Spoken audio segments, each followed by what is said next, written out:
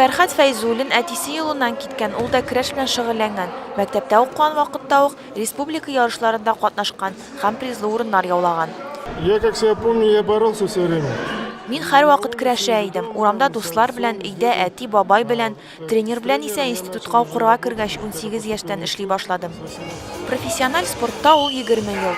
Бу елларда күп кенә Сабантуйлар батыры булган, халык-ара классындагы спорт мастеры исемен Билбау көрәше буенча дөнья кубогын яулаган. Аны көрәшү асылына Россиянең атказанган тренеры Анатолий Бозин өйрәткән. Ә бүген Фәрхәт үзе дә яшь спортчылар белән шөгыльләнә. Алар үз чиратында тренерлары кебек танылган көрәшче булырга телиләр.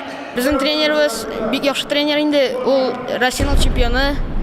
Безнең яхшы тренер айта инде. Безнең ярышларда җиңәргә тели инде. Шулай. Безгә башта ул әйтә, менә коврикка чыкканда тишкә тидереп чыгарга, җиңәп чыгарга кирәк. Үпкәләп, җырлап чыкмаска ди. Бүтән көч белән көрәшергә ди. Нәрсә өйрәттем, шуны күрсәтегез ди. Тренировка нәрсә күрәм, шуны бөтенесенә күрсәтергә куша. Мин бу көрәшле 3 ел шөгыльләнәм. Монда кызык.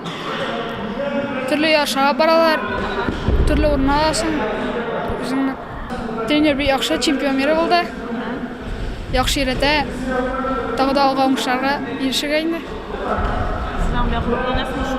Горурланабыз. Ну, надо с ними работать, вкладывать. Алар белән эшләргә кирәк. Араларында талантлы яшьләр дә бар. Бар күңелемне һәм көчемне куеп эшләргә тырышам. Һәрберсенең үз характеры, уртак тел табабыз әлегә. Мәктәп укучыларын ул узган елның сентябрь аеннан гына көрәшергә өйрәтә. Укучыларының беренче уңышлары да бар. Күптән түгел генә узган ярышларда аларның 5-се призлы урыннар яулаганнар.